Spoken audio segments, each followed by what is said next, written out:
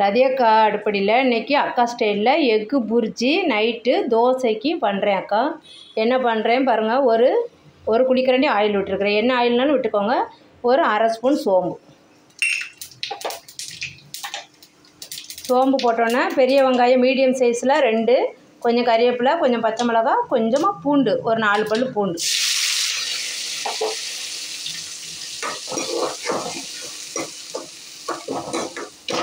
இது நல்லா வதக்கலாம்.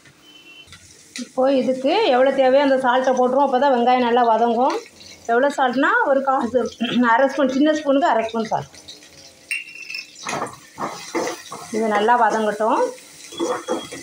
சோம்பு வாசனை பிடிக்குன்னா இன்னும் கொஞ்சம் போட்டுக்கோங்க. அக்கா சின்ன ஸ்பூனில் அரை ஸ்பூன் தான் சோம்பு போட்டிருக்கேன். இப்போது மீடியம் சைஸ் தக்காளி 2 பொடியாக கட் பண்ணி வச்சுருக்கேன். அதை போட்டுருவோம். மல்லித்தூள் ஒரு மீடியம் சைஸ் ஸ்பூனில் 1 ஸ்பூன் ஃபுல்லாக போடுறேன் அக்கா. தனி தனியாத்தூள், இது வந்து தனி மிளகாத்தூள், அது 1 ஸ்பூன். அக்கா ஏற்கனவே பச்சை மிளகா போட்டிருக்கேன். எங்களுக்கு ரொம்ப காரம் வேணும், அதனால் அக்கா அவ்வளோ போட்டிருக்கிறேன். நீங்கள் பச்சை மிளகா கம்மி பண்ணிக்கோங்க. அப்படி இல்லைன்னா மிளகாத்தூள், தனி மிளகாத்தூளை கம்மி பண்ணிக்கோங்க. காரம் பிடிக்காது அப்படின்னு சொன்னால் இது காரசாரமாக இந்த தொக்கு வந்து தோசையில் ஓரமாக வச்சுக்கிறேன். தோசையில் வச்சு அப்படியே பரட்டி மடக்கி கொடுத்துட்டோம்னா அப்படியே சாப்பிட்ருவாங்க. நைட்டு டின்னருக்கு தான் பண்ணிகிட்ருக்கேன் அக்கா.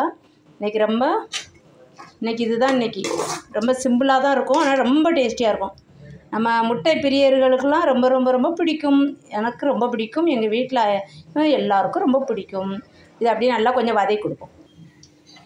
அவ்வளோதான். நல்லா தக்காளி நல்லா கொத்தி விட்டு நல்லா மசிச்சிருங்க. இது தொக்கு மாதிரி ஆயிரும். அதுக்கப்புறம் நம்ம அக்காண்டிக்கு 3 எக்கு ஊற்ற போகிறேன். உடச்சி 3 எக்கையும் அதில் ஊற்றிடும். அவ்வளோதான் அக்கா. 3 எக்கையும் ஊற்றிட்டேன். நல்லா இது கிளறி கொடுத்துடலாம். கொஞ்சம் மீடியம் ஃப்ளேமிலே வச்சுட்டு கிளறலாம். ரொம்ப ஹை ஸ்பீடு வேணாம். இப்போது நல்லா கிளறி கொடுத்துட்டு வரும்போதே எக்கு புரிச்சு இந்த அளவுக்கு வந்துடும். இப்போ நம்ம கொத்தமல்லி தழை ஒரு கைப்பிடி அளவு அக்கா நறுக்கி வச்சுருக்கேன். இதுக்கு கொத்தமல்லி புரிஜின்னே சொல்லலாம். கொத்தமல்லி எக்கு புரிஜின்னு சொல்லிக்கலாம். நம்ம கொத்தமல்லி எங்கள் வீட்டில் மல்லிச்செடி துவையல், மல்லிச்செடி சட்னி சாப்பிட மாட்டாங்க. அதனால் நம்ம இப்படி சேர்த்துடணும் அப்படின்னு அக்கா வந்து இதில் எல்லாத்தையும் போட்டு நல்ல பொடியாக நறுக்கி இப்போவே போட்டுடணும். அப்போது அந்த தழை வந்து கொஞ்சம் பச்சையாக மேல்டாப்பு தூவி ஹோட்டல் மாதிரி சாப்பிட்டா நம்மளுக்கு வந்து அது வந்து கொஞ்சம் நல்லது இல்லை. அதனால் அக்கா என்ன பண்ணுவேன், இந்த புரிஜி பாதி வந்துட்டு இருக்கும்போதே நம்ம தலையை போட்டோம்னா எக்கோட எக்கா சரியாக போயிடும். கொத்தமல்லி சட்னி சாப்பிடாதவங்க, துவையல் சாப்பிடாதவங்களுக்கு நம்ம இப்படி பனிஷ்மெண்ட் கொடுத்துடணும். சரியாப்பா? அதனால் இன்னும் இந்த எக்கு புரிஜி இன்னும் கொஞ்சம் நல்லா கிளறி எடுக்கணும். இந்த ஸ்டேஜில் கொஞ்சம் சால்ட்டு பார்த்துக்கிட்டிங்கன்னா நல்லது. நம்ம இப்போவே சால்ட் பட்டோம்னா கொஞ்சம் போட்டுக்கலாம். இப்போ அக்கா பார்த்துட்டேன், அதனால தான் உங்கள்கிட்ட சொல்கிறேன். ஆனால் எனக்கு கரெக்டாக இருக்குது. உங்களுக்கு சால்ட் எப்படின்னு பார்த்துட்டு காரம் தேவைன்னா போடலாம். நீங்கள் தேவையில்லை, ரொம்ப காரம் தேவைன்னா ஃபஸ்ட்டே நம்ம மிளகாத்தூள், பச்சை மிளகாய் ஆட் பண்ணும்போது கொஞ்சம் குறைச்சிக்கோங்க. இது நல்லா கிளறி கொடுக்கலாம். புரிஜி நல்லா இதாகி வரும். இப்போது அவ்வளோதான், புரிஜி ரெடி ஆயிடுச்சு. நம்மளுக்கு இந்த கொத்தமல்லி தழை கண்ணுக்கே தெரில, நல்லா வதங்கிருச்சு. அந்த ஹீட்டோடு நல்லா வதங்கிடணும். பச்சை தலையாக சாப்பிட்டா அது வந்து நம்மளுக்கு மருந்து அடிக்கிறதெல்லாம் யூஸ் பண்ணுவாங்க.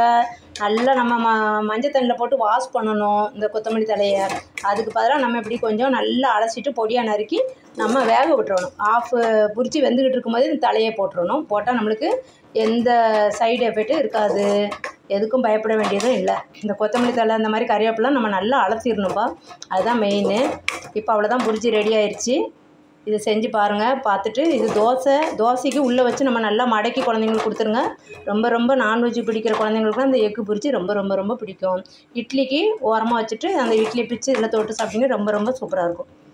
இந்த டேஸ்டியான ரதியக்கா ஸ்டைலில் இந்த புரிஜியை செஞ்சு பார்த்துட்டு அக்கா கமெண்டில் சொல்லுங்கள் எப்படி இருக்குன்னு சொல்லி. ரதியக்கா அடுப்படிக்கு சப்ஸ்கிரைப் பண்ணுங்கள், லைக் பண்ணுங்கள், ஷேர் பண்ணுங்கள். தேங்க்யூ. அவ்வளோதான், ரெடி.